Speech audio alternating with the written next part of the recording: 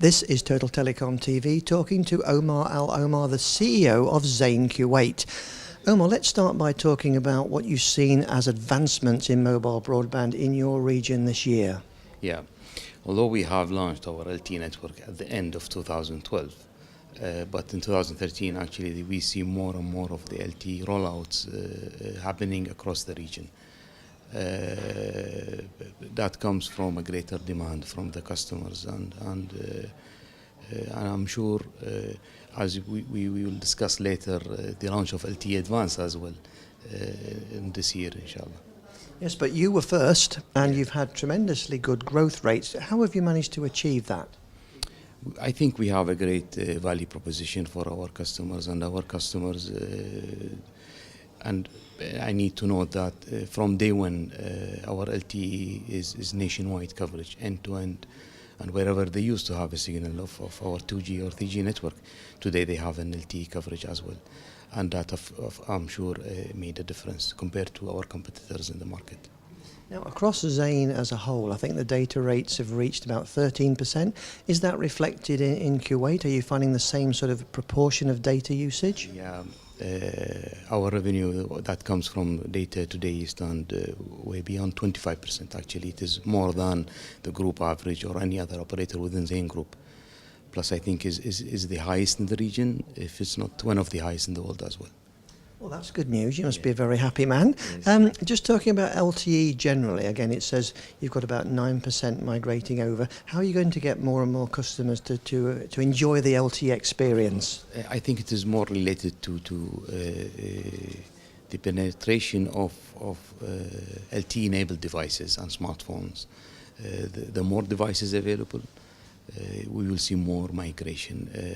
As an operator, we are trying to provide we started with the high end like the iPhones and Galaxies, but more and more we are pushing more devices today on the low end, and I think once cheaper devices, LTE-enabled devices available, we will see more of this migration as well.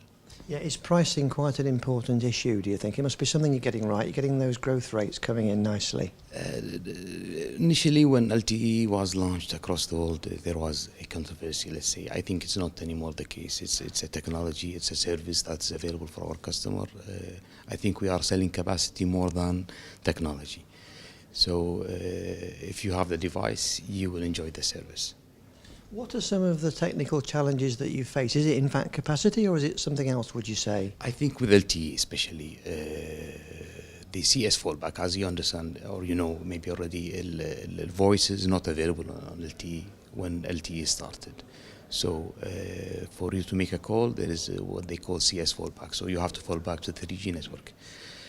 For our engineers to master that, it took us a while, and I think we are in a much better position when we started.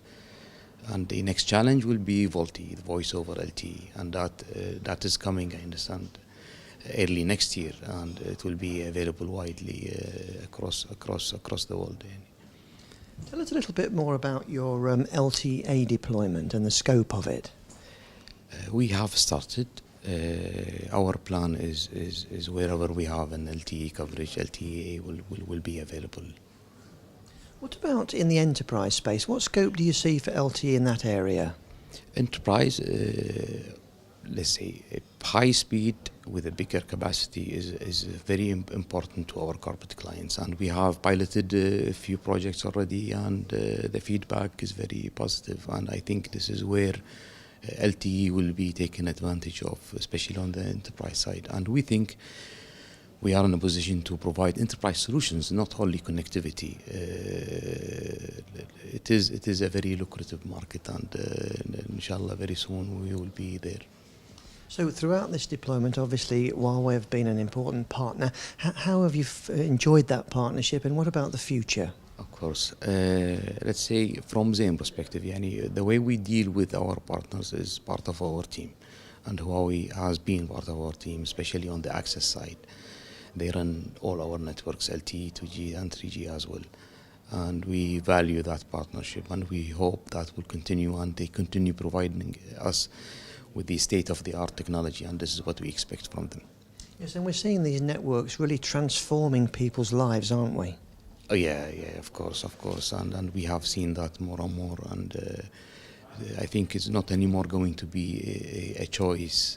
It has to be there. Faster connectivity available anywhere and everywhere. What do you think are some of the next sort of challenging issues in mobile broadband? What are you looking forward to seeing next? The challenges are great, but as I said, the idea that is not going to be a choice. We have to provide the best quality of service and with the best customer experience, and that comes with a cost. We are investing a lot to make sure our customers are happy, and I think this is where the challenges lay. And what sort of things do you think they might want? Are we talking sort of e-health, or what areas, what applications are you excited about that this technology gives us potentially? Of course, machine to machine, if you say, it's going to be very important because I think, lives will be saved, for example, more efficient,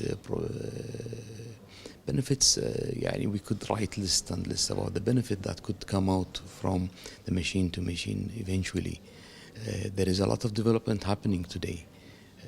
The application is not there yet, but it will be. يعني from driving your car, from riding your train or plane, and the level of connectivity available will make a lot of difference. Yes. I'm sure there's going to be a lot more for us to all to enjoy, but in the meantime, thank you so much for joining us today. Thank you very much for having me.